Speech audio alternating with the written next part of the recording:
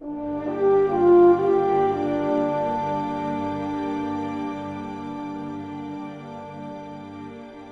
everyone! Today we're going to talk about Mare Nostrum, the new expansion for Europa Universalis 4, where we add a lot of stuff related to naval aspects of the game. As you keep adding to a game over its life cycle, it tends to become slightly more complex. So we look into ways to reduce the complexity without making it feel less engaging. So one of these things in Mare Nostrum is the naval mission system. We revamped how you create and give orders to navies.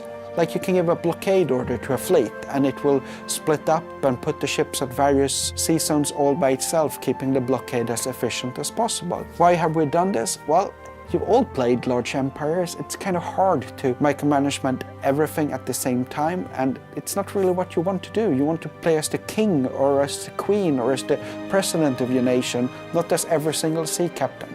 Another awesome naval-related improvement is our introduction of sailors. We've had manpower before, and manpower was stuff you added to your armies. Ships were just a cost of money, which was slightly unrealistic and unbalanced. So this time we've added a sailor cost to each ship, where heavy big ships costs far more sailors, while a galley does not require as much sailors.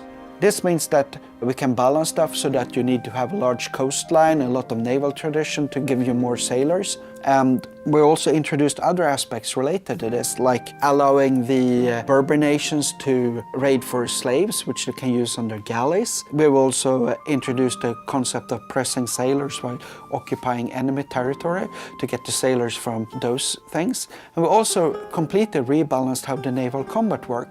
Mare Nostrum also adds aspects to the trade game. We introduced the concept of trade leagues, something we've had in previous versions of Europa Universalis but never really made it into EU4. Now, merchant republics can invite small, what we call one-province miners into a trade league, and they will all mutually protect each other while giving lots of trade power to the leader of the league. Of course, there's also benefits to being inside a trade league if you're a small nation, as you get far more goods produced in your provinces. We've also completely revamped how espionage works. The bulk of that change is in the free patch.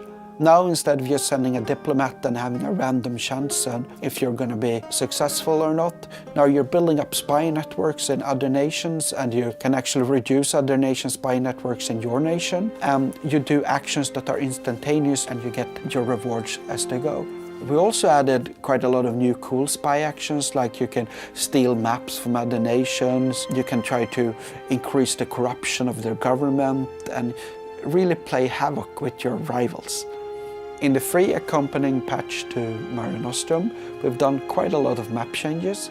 There's been places of Europe that's been redrawn, tweaked, provinces added, most notably in Ireland and Hungary. But the main map changes have been in Africa. It's been in the Zambia region, the lake region there. We also have the inner of Congo, and there's lots more nations there, making it more fun and engaging to play in Africa. There's so many cool stuff that we're adding to Mare Nostrum, like unconditional surrender, a full timeline map mode, and the coolest of them all, my favorite features, is the condottieri. Condottieri we added to the game after I had so much fun playing with expeditionary forces in H1 4, where you basically have control over your own units as you're helping someone else without actually being involved in the war. You rent out a part of your army to another nation, they will pay you, you'll get army tradition, you'll be able to move that army about. This is stuff you can do when you have slow times, when you're at peace and recovering and you can't fight another war. You rent out your army to keep your tradition up and you keep fighting and get some money and have fun. Mare Nostrum will be released at the 5th of April for $14.99, and you'll really be able to enjoy these great cool features then.